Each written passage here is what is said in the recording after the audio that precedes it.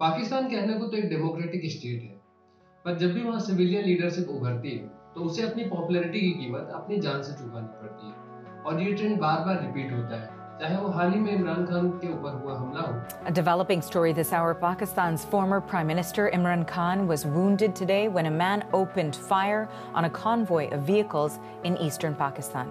या फिर Benazir Bhutto. Moments from death. In footage just released, Benazir Bhutto greets supporters. And then caught on camera, the gunman. But was it a bullet that cost Benazir Bhutto her life? Pakistani authorities had claimed that a suicide bomber had shot Bhutto in the neck. दोनों जगह एक चीज common थी कि ये नेता धीरे धीरे पब्लिक के बीच में काफी पॉपुलर होते जा रहे थे और ये चीज किसी को पसंद नहीं आ रही थी। पर इन सारी घटनाओं के बीच में हमेशा एक नाम उभर के आता है, पाकिस्तान आर्मी, जो कहीं ना कहीं इन असैसिनेशन अटेम्प्ट्स में एक बड़ा रोल प्ले करती हुई नजर आती है।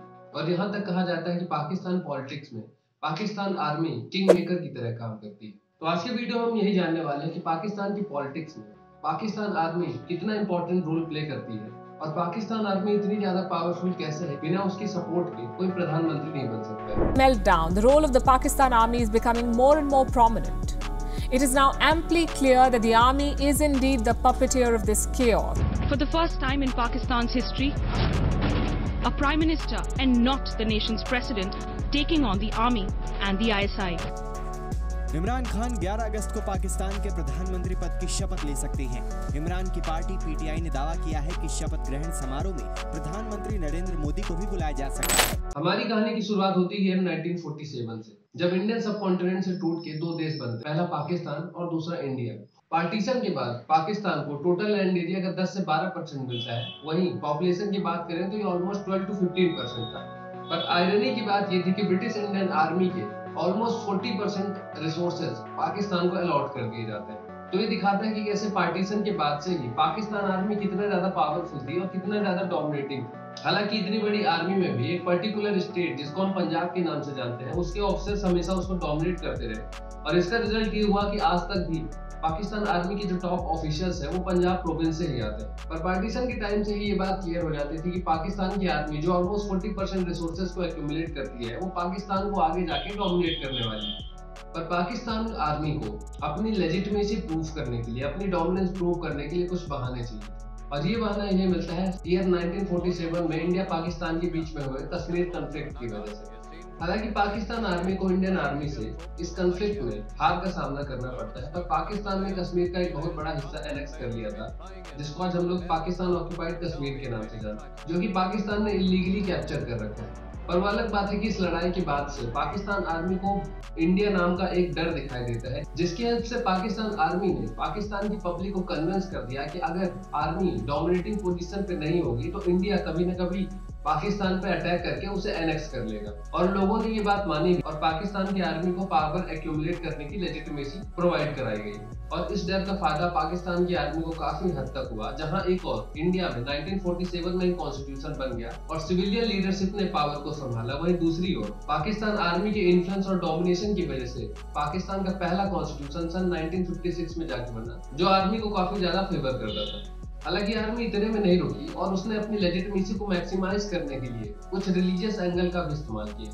सऊदी अरेबिया से एग्जांपल लेते हुए मिलिट्री मुल्ला नेक्सस डेवलप करना शुरू किया, जहां एक और थे मुल्ला जो कि राइट विंग एक्सट्रीमिस्ट थे और दूसरी ओर थी पाकिस्तान की आर्मी, और इन दोनों ने अपने इंटरेस्ट को कंबाइन किया और एक नेक्सस बनाया जिसको मिलिट्री मुल्ला नेक्सस के नाम से जाना जाता था। आर्मी और मुल्लाज ने एक दूसरे की आइडियोलॉजी को सपोर्ट करना शुरू किया और मुल्लाओं के माध्यम से पाकिस्तान आर्मी की जो लेजिटिमेसी थी वो पाकिस्तान की जनता के मन में और ज्यादा मजबूत होती गई। तो ये बेसिकली कुछ रीजन थे जिनके माध्यम से पाकिस्तान आर्मी ने पावर को एनेक्स और पाकिस्तान के ऊपर एक कंप्लीट कंट्रोल एस्टेब्लिश किया और साथ ही साथ पब्लिक को ये भी विश्वास दिलाया कि अगर पाकिस्तान की आर्मी मजबूत नहीं होगी तो उनके देश को पड़ोसी देशों से खतरा है। हालांकि पाकिस्तान आर्मी के इस डोमिनेंस का पाकिस्तान और पाकिस्तान की पब्लिक को काफी ज्यादा नुकसान भी हुआ, क्योंकि वहां ना तो कभी डेमोक्रेसी अच्छे से ग्रो कर पाई और साथ ही साथ पाकिस्तान की आर्मी ने पाकिस्तान की जो इकोनॉमी थी उसको भी पूरी तरीके से अपने कंट्रोल में ले लिया। जिसका एग्जांपल हम इससे देख सकते हैं कि पाकिस्तान की आर्मी ऐसे काम करती है जैसे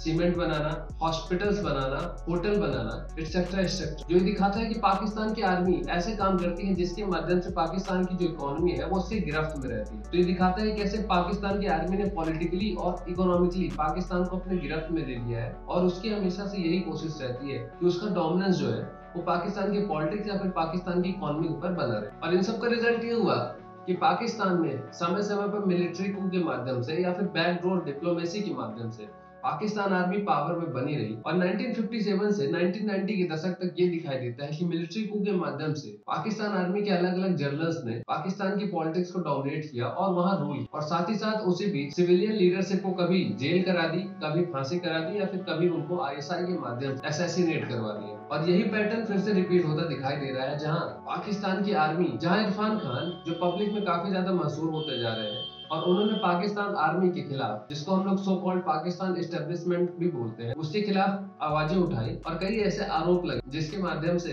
पाकिस्तान आर्मी की लेजिटिमेसी या फिर कहें कि पाकिस्तान आर्मी का जो भरोसा था वो धीरे धीरे कम होता नजर आ रहा है। तो इसका रिजल्ट ये होता है कि इमरान खान के ऊपर एक आत्मघाती हमला किया जाता है, जहाँ पे गोली जाके उनके पैर में लगती है और वो काफी इंजर्ड हो जाते हैं। तो ये दिखाता है कि कैसे पाकिस्तान पॉलिटिक्स में अगर आप आर्मी के साथ कोऑर्डिनेट करके चल रहे हो तो आप हायर पोजीशंस तक पहुंच सकते हो। और ये चीज इमरान खान की पॉलिटिकल जर्नी में दिखाई देती है। जब इमरान खान ने पाकिस्तान की पॉलिसीज को सपोर्ट किया था तो उन्हें पाकिस्तान की आर्मी की तरफ से काफी बैकिंग मिलती थी। हालांकि वो अलग बात है कि जब इमरान खान पाकिस्तान की आर्मी के खिलाफ बोलने लग गए तो उन्हें जान से मारने तक की कोशिश की जाने लग गई। तो ये दिखाता है कि कैसे पाकिस्तान की जो आर्मी है वो पाकिस्तान की पॉलिटिक्स कितना ज्यादा डोमिनेंस रखती है और एज अ किंग मेकर काम करती है, और बिना उसकी मदद के कोई भी पार्टी या फिर कहें कि कोई भी पॉलिटिकल लीडर हायर पोस्ट तक नहीं पहुंच सकता है। तो आज के वीडियो में बस इतना ही। पर आपको अगर हमारा कंटेंट पसंद आता है तो चैनल को सब्सक्राइब करें और बेल आइकन को दबा दें, जैसे ऐसे इंफॉर्मेटिव वीडियो आपको समय समय से मिलते रहे। Thank you.